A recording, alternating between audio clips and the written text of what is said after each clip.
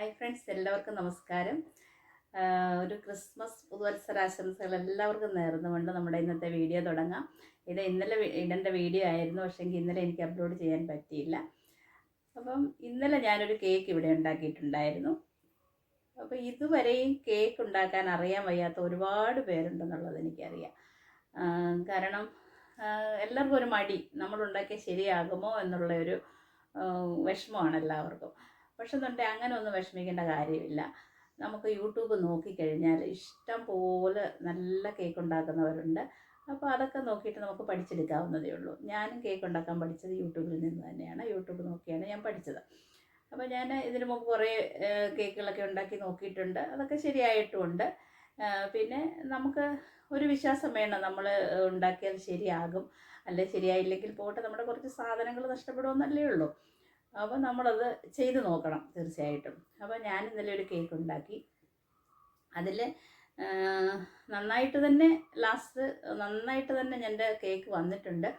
പക്ഷെ തന്നെ അതിനിടയിൽ കുറച്ച് മിസ്റ്റേക്കുകളൊക്കെ വരുന്നത് ചൂണ്ടിക്കാണിച്ചുകൊണ്ടുള്ളൊരു സംഭവങ്ങളാണ് ഞാൻ ഇന്ന് നമ്മുടെ വീഡിയോയിൽ ഉൾപ്പെടുത്തുന്നത്. അപ്പം ഇനിയും തന്നെ നമുക്ക് ഞാൻ ഉണ്ടാക്കിയാൽ ശരിയാകില്ല അങ്ങനെയൊക്കെ തോന്നുന്ന കുറേ ആൾക്കാരുണ്ടല്ലോ. അവർക്ക് ഇത് കണ്ടു കഴിയുമ്പോൾ, ഞാൻ ഉണ്ടാക്കിയ കേക്ക് കണ്ടു കഴിയുമ്പോൾ മനസ്സിലാകും, ഇടയ്ക്ക് നമ്മൾ ആരൊക്കെ ഉണ്ടാക്കിയാലും എന്തെങ്കിലുമൊക്കെ കുറച്ച് മിസ്റ്റേക്കുകൾ ഉണ്ടാകാതിരിക്കില്ല. അപ്പോൾ എന്നാലും നമ്മൾ ലാസ്റ്റിൽ നമ്മുടെ കേക്ക് എടുത്ത് നോക്കുമ്പോൾ നല്ല പെർഫെക്റ്റായിട്ട് നമുക്ക് കിട്ടുകയും ചെയ്യും. അപ്പോൾ അതിനിടയിൽ വരുന്ന മിസ്റ്റേക്കുകളൊന്നും എല്ലാവരും ചിലപ്പോൾ ചൂണ്ടിക്കാണിക്കണമെന്നില്ല. അപ്പോൾ നമുക്ക് നല്ല ടേസ്റ്റോടുകൂടിയുള്ളതായിരിക്കും നമ്മൾ ഉണ്ടാക്കിയ സാധനം. പക്ഷേ അത് കാണുമ്പോൾ അതൊരു മാതിരി ഒരു ഷേപ്പില്ലാതെയൊക്കെ വന്നു കഴിയുമ്പോൾ നമ്മൾ വിചാരിക്കുമോ, ഇത് ഞാൻ ഉണ്ടാക്കിയത് ശരിയാകില്ല, അപ്പോൾ എനിക്കത് മറ്റുള്ളവരെ കാണിക്കാൻ കൊള്ളില്ല എന്നുള്ള ഒരു രീതി വരുമല്ലോ. അപ്പം അങ്ങനെ ഒന്നും പേടിച്ചിരിക്കേണ്ട കാര്യമില്ല. നമ്മൾ നമ്മുടെ വീട്ടിൽ ഉണ്ടാക്കുന്ന സാധനം കുഞ്ഞുങ്ങൾക്ക് കൊടുക്കുന്നതായിരിക്കും നമുക്ക് ഏറ്റവും നല്ലത്. അപ്പം നമുക്ക് ആ രീതിയിൽ ഉണ്ടാക്കുന്ന ഒരു കേക്കിനെ പറ്റി ഇതുവരെ ഉണ്ടാക്കിയിട്ടില്ലാത്തവർക്ക് നല്ലൊരു കേക്ക് ഉണ്ടാക്കാനുള്ള നല്ലൊരു വിശ്വാസത്തോടു കൂടി അവർക്ക് ഉണ്ടാക്കാനും വേണ്ടിയൊക്കെയുള്ള ഒരു വീഡിയോ ആണ് ഞാനിവിടെ കാണിക്കുന്നത്. അപ്പോൾ ഇനി മടിച്ചിരിക്കുന്നവരൊക്കെ ഒരു മടിയും കൂടാതെ തന്നെ ഉണ്ടാക്കി നോക്കുക. നമുക്ക് കേക്ക് വീട്ടിൽ തന്നെ കേക്ക് ഉണ്ടാക്കി നോക്കുക. അപ്പം വീഡിയോ ഫുള്ള് കാണുക. ഇതുവരെ എൻ്റെ ചാനൽ സബ്സ്ക്രൈബ് ചെയ്തിട്ടില്ലാത്തവർ സബ്സ്ക്രൈബ് ചെയ്യണം. അപ്പോൾ വീഡിയോ കണ്ടിട്ട് അതിൻ്റെ അഭിപ്രായങ്ങളൊക്കെ കമൻറ്റ് ബോക്സിൽ ഇടണം കേട്ടോ. അപ്പോൾ നമുക്ക് വീഡിയോയിലേക്ക് കിടക്കാം. എങ്ങനെയാണ് നമ്മളിത് ഉണ്ടാക്കിയിരിക്കുന്നതെന്ന് നോക്കാം. ശരി, എന്നാൽ ഓക്കെ. അപ്പോൾ ഇതാണ് ഞാനിവിടെ ഉണ്ടാക്കിയ ബ്ലാക്ക് ഫോറസ്റ്റ് കേക്ക്. അപ്പോൾ ഇത് കാണുമ്പോൾ തന്നെ എല്ലാവർക്കും മനസ്സിലാകുന്നുണ്ടല്ലോ, കാണാൻ ഭംഗിയുണ്ടോ ഭംഗിയില്ലയോ എന്നുള്ളത്. അപ്പം നിങ്ങൾ എല്ലാവരും ഇതുപോലെ ഒന്ന് ഉണ്ടാക്കി നോക്കുക. ഉണ്ടാക്കി കഴിച്ച് നോക്കിയതിന് ശേഷം അഭിപ്രായം കൂടി പറയാൻ മറക്കരുത്. തീർച്ചയായിട്ടും അടുത്ത ക്രിസ്മസിന് എല്ലാവരും വീട്ടിൽ തന്നെ കേക്ക് ഉണ്ടാക്കുക. അതുപോലെ നമ്മുടെ കുഞ്ഞുങ്ങളുടെ ബർത്ത്ഡേ, നമ്മുടെ വീട്ടിലെ ഓരോ ആഘോഷങ്ങൾ വരുമ്പോൾ കേക്ക് നമ്മൾ വാങ്ങാറുണ്ടല്ലോ. നമ്മൾ തന്നെ വീട്ടിലിങ്ങനെ ഒന്ന് ഉണ്ടാക്കി നോക്കിക്കേ. എത്ര നമുക്ക് നമ്മുടെ മനസ്സിന് നല്ലൊരു സംതൃപ്തി കിട്ടും. നമ്മൾ തന്നെ ഉണ്ടാക്കിയ കേക്കാണല്ലോ ഇത്. നമ്മളുടെ കുഞ്ഞുങ്ങൾക്ക് കൊടുക്കുന്നത്, അല്ലെങ്കിൽ നമ്മുടെ വീട്ടിൽ വരുന്ന ഗസ്റ്റിന് കൊടുക്കുന്നത്, ഞാനാണിത് ഉണ്ടാക്കിയെന്നൊക്കെ പറയുമ്പോൾ നല്ലൊരു ക്രെഡിറ്റ് തന്നെയല്ലേ. അപ്പോൾ എല്ലാവരും ഇത് ഉണ്ടാക്കി നോക്കുക. അപ്പോൾ നമുക്ക് തുടങ്ങാം. നമ്മുടെ കേക്കിലേക്ക് വേണ്ടി നമ്മൾ 1.5 കപ്പ് മൈദ എടുത്തിട്ടുണ്ട്, 1/4 cup cocoa powder, 1.5 teaspoon baking powder, 1/4 teaspoon baking soda. ഇനി നമുക്ക് നന്നായിട്ടൊന്ന് ഇളക്കി കൊടുക്കാം. ഇളക്കിയതിന് ശേഷം ഇതൊന്ന് ഇടഞ്ഞെടുക്കണം. ആദ്യം എല്ലാം കൂടെ ഒന്ന് മിക്സ് ചെയ്തതിന് ശേഷം ഒന്ന് ഇടഞ്ഞെടുക്കാം. ഇടഞ്ഞെടുക്കുമ്പോൾ ഇതിൽ കട്ടകളൊക്കെ ഉണ്ടെങ്കിൽ നമുക്കൊന്ന് ഉടച്ചെടുക്കുകയും ചെയ്യണം. കൊക്കോ പൗഡറിന് കുറച്ച് കട്ടയുണ്ടായിരുന്നു, അതൊക്കെ നമ്മളൊന്ന് കട്ടയൊക്കെ ഇതുപോലെ സ്പൂണും കൊണ്ട് മാറ്റി കൊടുക്കാം. ഇതിന് ശേഷം ഒരു 2-3 പ്രാവശ്യം നമുക്കിതൊന്ന് ഇടഞ്ഞെടുക്കണം. അപ്പോൾ ഞാനിത് ഇടഞ്ഞ് എടുത്തിട്ടുണ്ട്. ഇനി നമുക്ക് 1/4 കപ്പ് പഞ്ചസാര പൊടിച്ചെടുത്തതാണിത്. ഇനി നമ്മളൊരു മിക്സിയുടെ ജാർ എടുത്തിട്ട് 4 മുട്ട പൊട്ടിച്ചതിലേക്ക് ഒഴിക്കാം. അപ്പോൾ മിക്സിയിലാണ് ഞാനിവിടെ ഇത് അടിച്ചെടുക്കുന്നത്. നമ്മൾ ബീറ്ററൊന്നും ഇല്ലാതെയാണ് ഇത് അടിച്ചെടുക്കുന്നത്. ബീറ്റർ ഉള്ളവർക്ക് വേണമെങ്കിൽ ബീറ്ററിൽ അടിച്ചെടുക്കാം. ഇവിടെ ഇപ്പോൾ ഞാൻ ബീറ്റർ ഇല്ലാത്തവർക്കും വേണ്ടി ഇവിടെ കാണിക്കുകയാണ്. അപ്പോൾ നമ്മളിത് നന്നായിട്ടൊന്ന് അടിച്ചെടുക്കാം. ഒരു മിനിറ്റ് അടിച്ചാൽ മതി. 1 മിനിറ്റ് മുട്ടയൊന്ന് അടിച്ചതിന് ശേഷം ഇതെടുത്തിട്ട് നമുക്ക് ഇതിലേക്ക് 1/2 ടീസ്പൂൺ വാനില എസൻസ് ചേർത്ത് കൊടുക്കാം.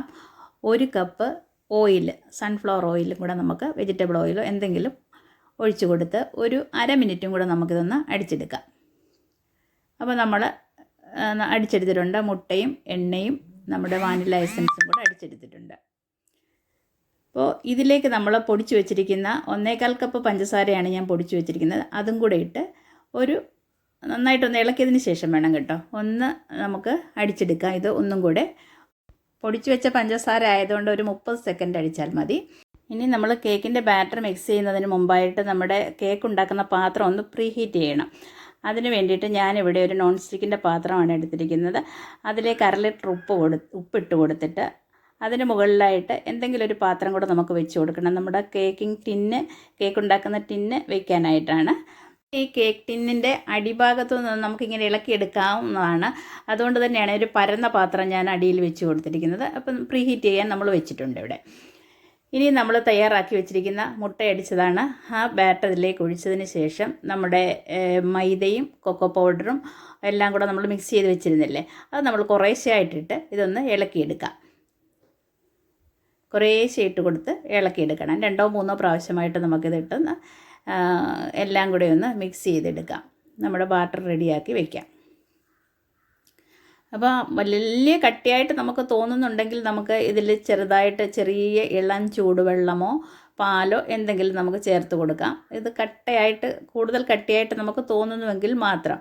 അപ്പോൾ ഇത് നമ്മൾ നന്നായിട്ടൊന്ന് മിക്സ് ചെയ്തതിന് ശേഷം എൻ്റെ ബാറ്റർ ഇങ്ങനെയാണ് വന്നിരിക്കുന്നത്. ഒരു അല്പം ചെറിയൊരു കട്ടി തോന്നി. അതുകൊണ്ട് ഞാൻ ഇവിടെ ഒരു 1/4 കപ്പ് പാലെടുത്ത് വെച്ചിട്ടുണ്ട്. എങ്കിലും മുഴുവൻ ഒഴിക്കുന്നില്ല. ആവശ്യാനുസരണം നമുക്ക് ഒഴിച്ച് കൊടുക്കാം. ഒന്ന് ഒഴിച്ച് നല്ല സ്മൂത്തായിട്ട് കിട്ടുകയും ചെയ്യും നമ്മുടെ കേക്ക്. അപ്പോൾ ഇത് നമുക്കൊന്ന് ഒഴിച്ച് അല്പം കൂടെ ഞാൻ ഒഴിച്ച് കൊടുക്കുന്നുണ്ട്. 1/4 കപ്പ് ഫുൾ എടുത്തിട്ടില്ല കേട്ടോ, ഇത്രയും കൂടെ മതി. അപ്പോൾ നമ്മുടെ ബാറ്റർ ഇവിടെ റെഡി ആയിട്ടുണ്ട്. ഇത്രയും ബാക്കി വന്നിട്ടുണ്ട് പാല്. അപ്പോൾ നമ്മുടെ ബാറ്റർ റെഡി ആയിട്ടുണ്ട്. ഇനി നമ്മുടെ കേക്ക് ഉണ്ടാക്കുന്ന ടിന്ന് നമുക്കൊന്ന് ഇത്തിരി ഓയിൽ പുരട്ടി കൊടുക്കാം. നമ്മൾ എടുത്തിരിക്കുന്ന ആ ഓയിൽ നമ്മൾ ആദ്യം എടുത്തിരുന്നില്ലേ 1 കപ്പ് ഓയിൽ, ആ ഓയിൽ തന്നെ പുരട്ടി കൊടുത്താൽ മതി. അല്ല എന്നുണ്ടെങ്കിൽ ബട്ടർ ഉണ്ടെങ്കിൽ നമുക്ക് ബട്ടർ അല്പം തേച്ച് കൊടുക്കാം. ഞാൻ ഇത്തിരി ബട്ടറാണ് തേച്ച് കൊടുത്തത്. ഇതിലേക്ക് അല്പം മൈദപ്പൊടി ഇട്ട് നമുക്ക് ഇതൊന്ന് ബേക്ക് ചെയ്യാനായിട്ട് കേക്ക് ടിന്നിൻ്റെ എല്ലാ ഭാഗത്തും മൈദപ്പൊടി ഇതേപോലെ ഒന്ന് വിതറി കൊടുക്കാം നമുക്ക്. അപ്പോൾ നമ്മുടെ പാത്രം റെഡി ആയിട്ടുണ്ട്. ഇനി നമ്മുടെ കേക്കിൻ്റെ ബാറ്റർ ഇതിലേക്ക് നമ്മൾ ഒഴിച്ച് കൊടുക്കുകയാണ്. എപ്പോഴും ശ്രദ്ധിക്കേണ്ടത് നമ്മൾ അരഭാഗം അല്ലെങ്കിൽ അതിൽ കുറച്ചായാലും കുഴപ്പമില്ല, കൂടുതൽ ഒഴിക്കാൻ പാടില്ല. അതായത് 1/4 ഭാഗം ഫുള്ള് ഒന്നും ഒഴിക്കാൻ പാടില്ല. ഇങ്ങനെ ഇപ്പോൾ അരഭാഗമായിട്ടുണ്ട്. നമ്മുടെ കേക്ക് ഉണ്ടാക്കുന്ന പാത്രമൊക്കെ നല്ലതായിട്ട് ഹീറ്റായിട്ടുണ്ട്. ഒരു 15 മിനിറ്റാണ് ഞാനിത് പ്രീ ഹീറ്റിന് വെച്ചിരുന്നത്. ഇനി നമ്മുടെ കേക്ക് ബേക്ക് ആകാനായിട്ട് 30 മുതൽ 40 മിനിറ്റ് വരെ നമുക്ക് വെച്ചിരിക്കാം. നമ്മുടെ കേക്ക് റെഡി ആകുമ്പോഴത്തേക്ക് നമുക്ക് വിപ്പിംഗ് ക്രീം ഉണ്ടാക്കാം. അതിനായിട്ടൊരു ബൗൾ എടുത്തിട്ടുണ്ട്, കുറച്ച് ഐസ് വാട്ടർ എടുത്തിട്ടുണ്ട്, വിസ്ക് എടുത്തിട്ടുണ്ട്. അപ്പോൾ നമ്മൾ വാങ്ങിയിരിക്കുന്ന വിപ്പ് ടോപ്പിംഗ് ഇതാണ്. ഇത് നമുക്ക് ബേക്കറിയിൽ വാങ്ങാൻ കിട്ടും. ഇത് മധുരം ചേർത്തിട്ടുള്ളതാണ്. നമ്മളിനി വിപ്പിംഗ് ക്രീം ബീറ്റ് ചെയ്യാനായിട്ട് ഉപയോഗിക്കുന്ന പാത്രങ്ങൾ എല്ലാം നന്നായിട്ട് തണുത്തിരിക്കുന്നതായിരിക്കണം. ഇനി നമ്മുടെ വിപ്പ് ടോപ്പിംഗ് നമുക്കൊന്ന് ഓപ്പൺ ചെയ്തെടുക്കാം. ഓപ്പൺ ചെയ്യുന്നതിനായിട്ട് അവിടെ നമുക്ക് എഴുതി വെച്ചിട്ടുണ്ട് ഓപ്പൺ ചെയ്യേണ്ട ഭാഗം. ആ ഭാഗം നോക്കിയിട്ട് നമ്മൾ ഓപ്പൺ ചെയ്ത് കൊടുക്കാം. അപ്പോൾ ഇത് നമ്മൾ ഫ്രിഡ്ജിൽ നിന്ന് എടുക്കുന്ന സമയത്ത് തന്നെ ആയിരിക്കണം നമ്മൾ ബീറ്റ് ചെയ്യേണ്ടത്. അത് ഫ്രിഡ്ജിലിരിക്കുകയായിരുന്നു ഇതുവരെയും. അതുപോലെ തന്നെ നമ്മളുടെ ഈ പാത്രങ്ങളെല്ലാം ഫ്രീസറിൽ വെച്ചൊന്ന് തണുപ്പിച്ചെടുക്കുന്നത് നല്ലതായിരിക്കും. ഇത് 500 ഗ്രാമിൻ്റെ പാക്കറ്റാണ്. ഇതിൽ നിന്ന് ഞാൻ 2 കപ്പ് മാത്രമേ എടുക്കുന്നുള്ളൂ. അതുതന്നെ ആവശ്യത്തിനുണ്ടായിരിക്കും. ഇനി ഇതിന് ശേഷം നമുക്ക് ഇത് ഓപ്പൺ ചെയ്ത ഭാഗം വീണ്ടും ക്ലോസ് ചെയ്ത് നമുക്ക് ഫ്രിഡ്ജിൽ തന്നെ സൂക്ഷിക്കാം, ഫ്രീസറിൽ വയ്ക്കരുത്. അതുപോലെ തന്നെ ഞാൻ ഈ വിസ്കും ശരിക്കും ഫ്രീസറിൽ വെച്ചിട്ട് ഫ്രീസ് ചെയ്തെടുത്തതാണ്.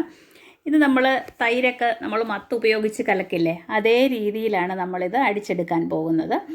ബീറ്റർ കൊണ്ട് അടിച്ചെടുക്കുകയാണെങ്കിൽ പെട്ടെന്ന് ഇത് നമുക്ക് അടിച്ച് കിട്ടുമെന്നുള്ളതാണ്. അതേസമയം ഇതുകൊണ്ട് നമ്മൾ ഏകദേശം ഒരു 10-20 മിനിറ്റെങ്കിലും അടിക്കേണ്ടി വരും. നമ്മൾ കുറച്ച് നേരം നമുക്കിതൊന്ന് അടിച്ച് നോക്കാം. സ്റ്റിഫായി കിട്ടുന്നത് വരെ നമുക്കിതിങ്ങനെ അടിക്കേണ്ടതായിട്ട് വരും. അപ്പോൾ നമുക്ക് കുറച്ച് നേരം ഇങ്ങനെ അടിക്കാം. ഞാനിപ്പോൾ ഒരു 10 മിനിറ്റിൽ ഏകദേശം അടിച്ചിട്ടുണ്ട്. ഒന്നും ആയിട്ടില്ല കേട്ടോ. കുറച്ചും കൂടെ നമുക്ക് അടിച്ച് നോക്കാം. എത്രത്തോളം വരുന്നോ അതുവരെയും നമുക്ക് ഇതൊന്ന് ഇങ്ങനെ കലക്കി കൊടുക്കാം. ഇപ്പോൾ ദാ ഈ പരുവത്തിൽ നമുക്ക് കിട്ടിയിട്ടുണ്ട് കേട്ടോ. എൻ്റെ കൈവെള്ളയൊക്കെ നല്ലതായിട്ട് ചുവന്ന് തുടങ്ങി. അപ്പോൾ ബീറ്ററുള്ളവർ ബീറ്റർ കൊണ്ട് തന്നെ അടിക്കുക, അതാണ് ഞാൻ നിർദ്ദേശിക്കുന്നത്. കാരണം ഇത് നമ്മൾ ഒരുപാട് സമയം എടുക്കും ഇതെങ്ങനെ ആയി കിട്ടണമെങ്കിൽ. പിന്നെ ഇതിലേക്ക് ഐസിങ് ഷുഗർ ഇട്ട് കൊടുത്താൽ കുറച്ചും കൂടെ സ്റ്റിഫായി കിട്ടുമെന്ന് എനിക്ക് തോന്നുന്നു. പക്ഷേങ്കിൽ ഇത് നല്ല മധുരമുള്ള ക്രീം ആയത് കാരണം ഇതിലേക്ക് ചേർക്കേണ്ടതായ ആവശ്യം വരുന്നില്ല. എന്തായാലും നമുക്ക് ഇത്രയും മതിയാക്കി നിർത്താം.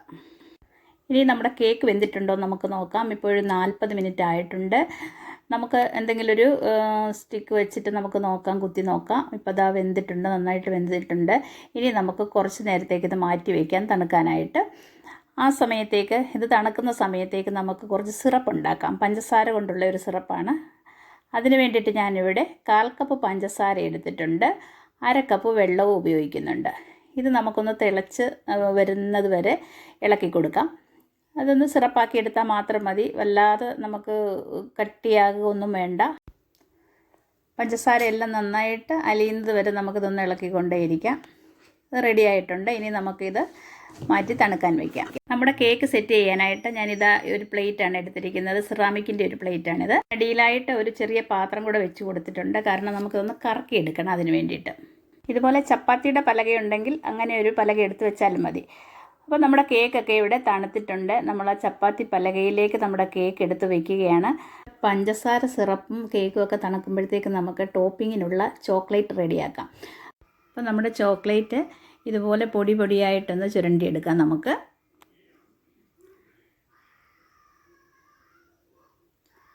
അതിനുശേഷം ഇതുപോലൊരു പീലർ ഉപയോഗിച്ച് കുറച്ച് പീൽ ചെയ്തും കൂടെ വയ്ക്കാം.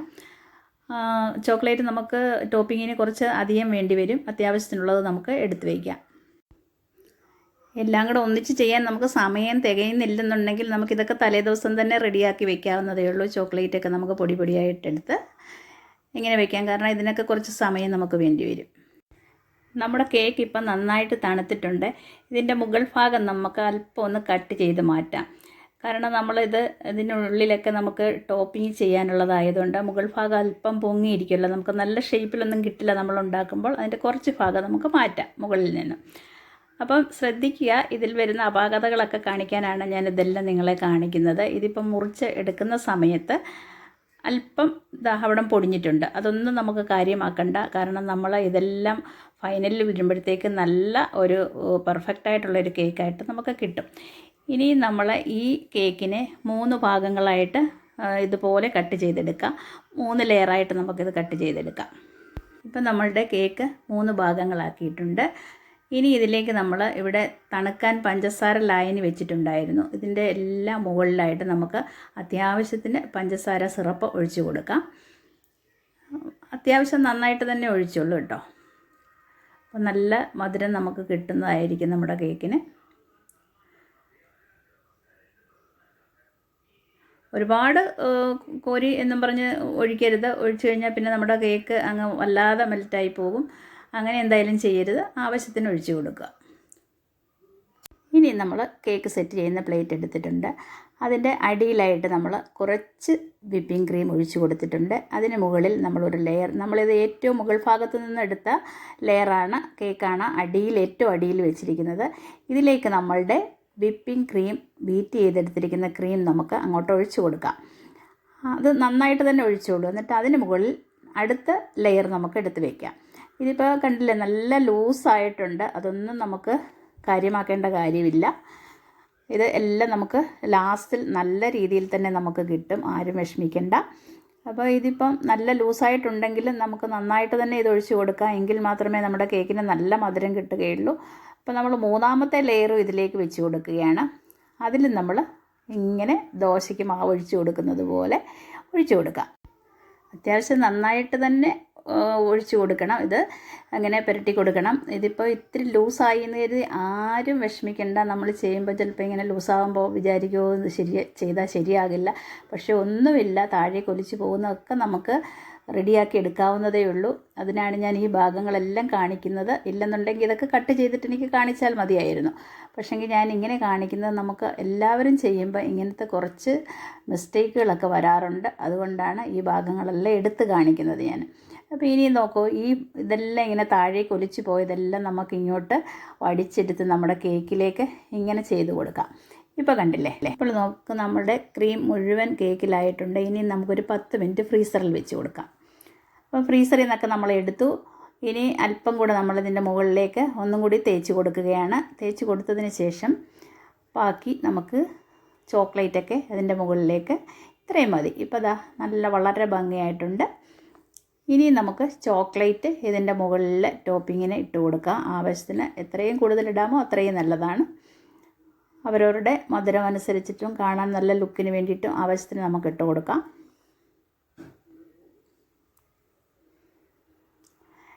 ഇത് നമ്മൾ തീരെ പൊടിയായിട്ട് പൊടിച്ച് വെച്ചിരിക്കുന്നത് അത് സൈഡിലൊക്കെ ഇങ്ങനെ വെതറി നമുക്ക് കൊടുക്കാം. ആ വെതറി കൊടുക്കുന്നതൊക്കെ ആ പ്ലേറ്റിലേക്ക് വരുന്നതൊക്കെ നമുക്ക് പിന്നീട് അതൊക്കെ സെറ്റ് ചെയ്യാവുന്നതേ ഉള്ളൂ. ഇപ്പം നമുക്ക് ആവശ്യത്തിന് ഇങ്ങനെ ചെതറി കൊടുക്കാം.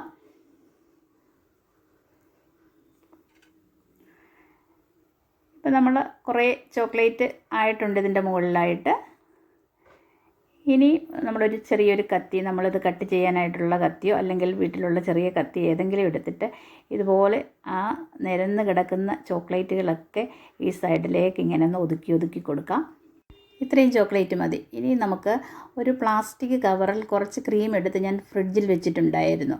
അപ്പോൾ അത് നമുക്കൊരു ചെറിയ പൂക്കളൊക്കെ ഉണ്ടാക്കി കൊടുക്കാനായിട്ടാണ്. അതിൻ്റെ അറ്റം ഒന്ന് കട്ട് ചെയ്തിട്ട് ഇതുപോലെ, അല്പം ലൂസായതുകൊണ്ടാണ് ഇങ്ങനെ ഇരിക്കുന്നത്. നമ്മൾ വിചാരിച്ച രീതിയിൽ നമുക്ക് പൂക്കളൊന്നും കിട്ടിയില്ലെങ്കിലും വിഷമിക്കേണ്ട.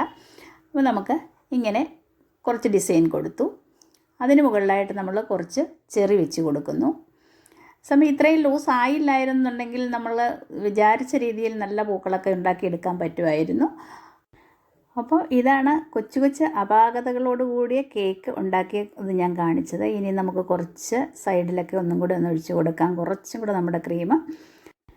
ഇനി ഇതിലേക്ക് കുറച്ച് ചോക്ലേറ്റും കൂടെ നമുക്ക് വിതറി കൊടുക്കാം. അപ്പോൾ നമ്മുടെ കേക്ക് റെഡി ആയിട്ടുണ്ട്. ഇനി നമ്മൾ അടുത്ത പ്രാവശ്യം നമ്മൾ ഉണ്ടാക്കുമ്പോൾ നമുക്ക് മനസ്സിലാകും നമുക്ക് എവിടെയൊക്കെയാണ് അപാകതകൾ പറ്റിയത്. അതിനനുസരിച്ച് നമുക്ക് കേക്ക് ഉണ്ടാക്കാൻ പറ്റും. ഇനി നമ്മുടെ ഈ കേക്ക് കട്ട് ചെയ്യുന്ന അത്രയും കട്ട് ചെയ്യുന്ന സമയം വരെയും നമുക്കെടുത്ത് ഫ്രിഡ്ജിൽ വയ്ക്കാം. കട്ട് ചെയ്യുന്ന സമയത്ത് മാത്രം പുറത്തേക്ക് എടുത്താൽ മതി. അപ്പോഴേക്കും ഇത് നല്ല സെറ്റായിട്ട് നല്ലൊരു കേക്കായിട്ട് തന്നെ നമുക്ക് കിട്ടും. അപ്പോൾ നമ്മുടെ കേക്ക് നമ്മൾ ഫ്രിഡ്ജിലായിരുന്നു ഇരുന്നത് ഇതുവരെയും. അപ്പോൾ നമ്മൾ കട്ട് ചെയ്യാനായിട്ട് എടുത്തിട്ടുണ്ട്. കട്ട് ചെയ്യുന്നത് കണ്ടില്ലേ? വളരെ ഈസി ആയിട്ട് കട്ട് ചെയ്തെടുക്കാൻ പറ്റും. അപ്പോൾ ഇതുവരെയും കേക്ക് ഉണ്ടാക്കാൻ മടിച്ചിരുന്നവർക്ക് വേണ്ടി മാത്രമുള്ളതാണ്. ഒരുപാട് നല്ലതായിട്ട് കേക്ക് ഉണ്ടാക്കുന്നവർക്കുള്ള വീഡിയോ അല്ല ഇത്. അത് പ്രത്യേകം ഞാൻ ഓർമ്മിപ്പിക്കുന്നു. അപ്പോൾ നമ്മുടെ കേക്ക് ഇതാ. ഇനിയും എല്ലാവരും ഇതുപോലെ തന്നെ ഒന്ന് ഉണ്ടാക്കി നോക്കിയിട്ട് എല്ലാവരും എന്നോട് അഭിപ്രായവും പറയണം. അപ്പോൾ നമ്മുടെ വളരെ ടേസ്റ്റി ആയിട്ടുള്ള കേക്ക് എല്ലാവർക്കും വേണ്ടി ഞാൻ സമർപ്പിക്കുന്നു. Okay, by.